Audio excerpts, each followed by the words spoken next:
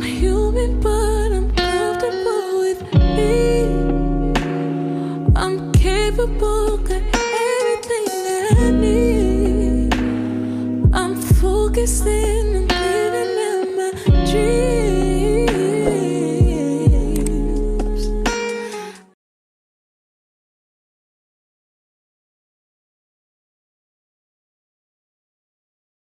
What is up, guys? It's Agent Nicole, back with another video. I haven't done a video in over a year.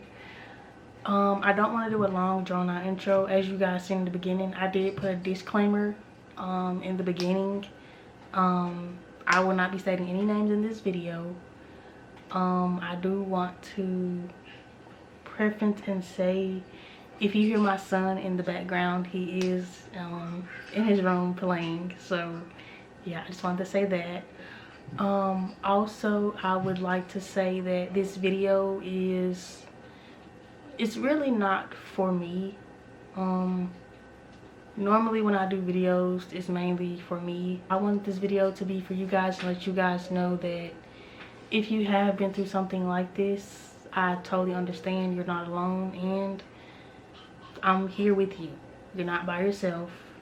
It happened when we moved into the new neighborhood that we're moving in, which was close to my family. And we would go to my cousin's house, you know, to like spend time with them, because, you know, we were new in the neighborhood. So we would go and spend time with them. And before I get into the molestation part of it, I do want to go back a little bit and say what happened before that, because as I got older, I'm 24, almost 25. So a couple of weeks ago, me and my husband were talking about it, and I told him that I didn't even realize that before that had happened, he was already looking at me in that way, and I didn't even realize until like 24, basically. So I don't remember what event this was, but I just remember that we were at an event at their house. It was like I want to say it was 4th of July, because it was summertime, and I remember the outfit that I had on that day.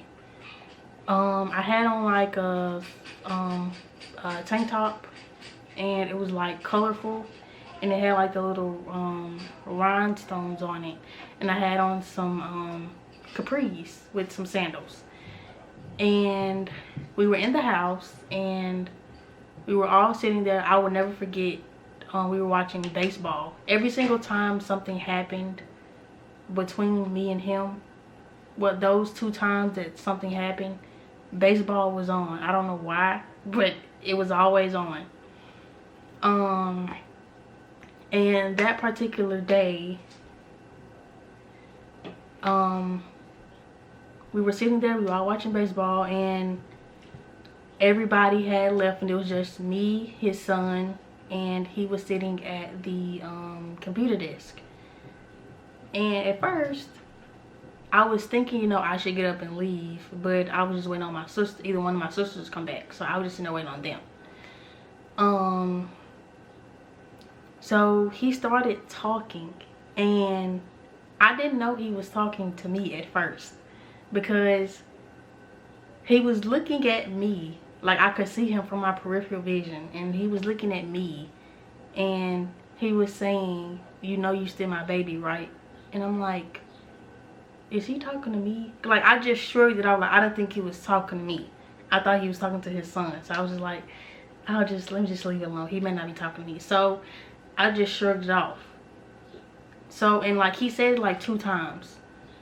So after that second time he said it, my heart started racing, because I was like, maybe he is talking to me. And it kind of like freaked me out, so I got up and left. Fast forward, it's my cousin's wedding day, and me and my oldest sister, we went to their house. I'm not sure what we went there for. I think we went to go drop off something, or just say hey or something. And again, baseball was on. His son was sitting on the couch. He was, I think he was getting ready or something. And I sat down. I had on my clothes, my dress. He had came back in and he asked me if I wanted something to eat. And of course, like, I'm 11, so of course, like, I'm going to want a snack or something. So I will never forget what he gave me. He gave me it's like the little cheese puff thingies, but it's like popcorn. And he gave me a cake with like the little chocolate chips on top of it. He gave me one of those. And so he asked me if I wanted something to drink. I was like, okay, sure. So he was like, go in the refrigerator and get it. So I went into the, like, I was just scanning the refrigerator. And it's like, honestly, I wasn't really thinking about what I was doing. I was just in the refrigerator, like, just scanning to see what, you know, what was in there. So as I was scanning the refrigerator, I felt him come up behind me, and he's like, I could feel his breath on my neck, and he started like kissing on my neck, and I just froze. My whole mind went blank. I didn't know what to think. I didn't know what to do. I just stood there, and he like rubbed on my like belly and like so then he was like trying to pull me to sit in the chair with him. Like, he grabbed my wrist and he was trying to get me to come sit in the chair with him, like at their dining room table. And he was still doing everything that he was doing prior to me standing in the fridge. Yeah, and like once he sat me on his lap and he kept doing that, it's like something just said, get up. And so I got up and I just stood in front of him. I didn't say anything. I was just looking down. And he looked at me and he said, I didn't do anything wrong, did I? And I just shook my head, no. And I ran out of the house. And I ran as fast as I could. Which I ran back to the church, because that's where the wedding was going to be. So when I got into the church, I sat in the back. Which, for me at that time, I was always quiet. Like, everyone would always say, oh, Asia's so quiet, she don't mess with nobody, you know, she's very to herself. But for me that day, I wanted somebody to notice that I wasn't, like, something was wrong. So like, even like at the reception, I was gonna tell my younger cousin, but again, it was so busy, everybody was, you know, having fun, so I didn't want to, you know, ruin a good day. So I kept that secret for as long as I could. Honestly, I can't really say that. Yes, I can. After that happened, I think I went into middle school. Yeah, I went into middle school because I was 12. I went to middle school, so yeah, I was in 7th grade. I went into middle school, and that led into me watching pornography. I didn't realize why I was watching it until like I got older, like until I hit college. Like, that's when I realized like why I did everything. Like, even everything that I did in college, it made me realize like why I did it. So it led me into pornography, and even as far as me letting boys touch on me, which I never told anyone this except my husband and probably like close people. Yeah, it led me into letting boys touch on me, and when they did it, it's like I felt numb. Like, I didn't feel anything when they would do it. It's like I just felt numb to it. So it led into me watching it at my pastor's house. I call him daddy now, but I'm gonna get into why. It was like one particular night, he would get up and he would pray, like every single night. And so this particular night, I was on the iPad and I was watching it. Well, I was trying to find something to watch. Let me say that. I was trying to find something to watch. And so he came in, he had a flashlight. And I tried to like hurry up and exit out of it. And he said, no, that's what you was watching. So he went back to it, and he was like, hey, you know, you're not supposed to be doing it. When I tell you my heart dropped, I was like, oh my God, I'm in trouble. Like, I was just thinking the worst, honestly. So he was like, we'll have a conversation in the morning. And the next morning, I dreaded getting up out the bed. Oh God, I was so scared. So I went into the living room. He was like in the kitchen cooking. And it's like, he just knew I was in there. Because he just started talking as I sat at the bar. And he was like, he said, I know why you did what you did. And he said, it's because you don't have a father in your life.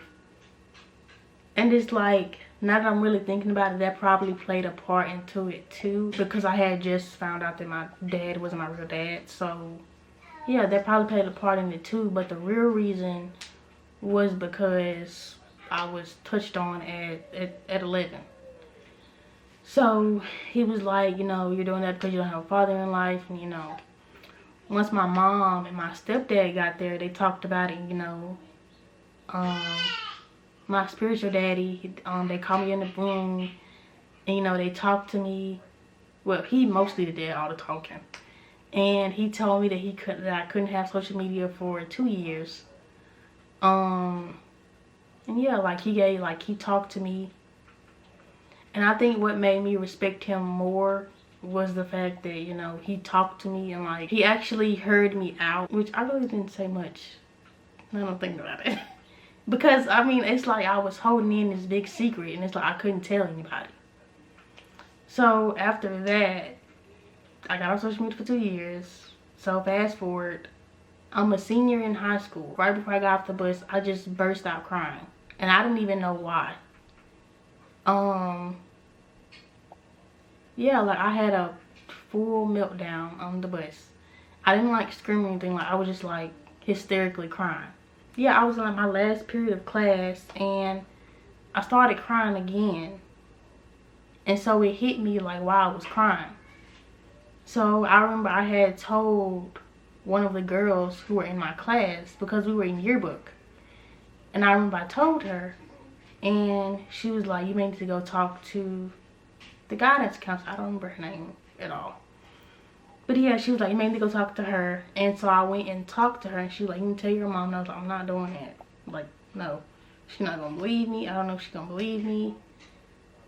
So yeah, I can't tell her, like, it's going to disrupt our family. So yeah, I'm not doing that. So fast forward to the summertime. I told her, you know, it was honestly a relief. Yeah, so I feel like when you have something that heavy on you, it makes you feel like you can't tell nobody. It makes you feel like no one is going to believe you. It makes you feel a lot of things. It makes you feel angry at yourself, because to be honest, I blamed myself for a long time. Like, I used to be like, I'm so stupid for not leaving. I would like just beat myself up over it, honestly.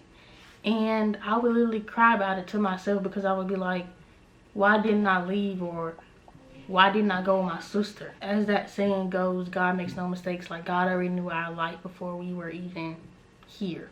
So it was a reason that I had to go through that. And I just want you guys to know that don't feel like you're alone, or don't feel like, you know, you can't tell someone just because of what your mind is telling you. Because you can. Because for me, even with me telling my mom, I was so scared. Like, I was so nervous. I was scared. I almost wanted to cry. Because I was so scared. But when I finally told her, it lifted a huge weight off my shoulders. I want you guys to know that you're not alone. If you want to reach out to me, you can. I'll leave everything that you can reach out to me to in the description below. And yeah, if you have any comments, you can leave them in the comments below. And yeah, it's Age Nicole, and see you guys in the next video. Peace.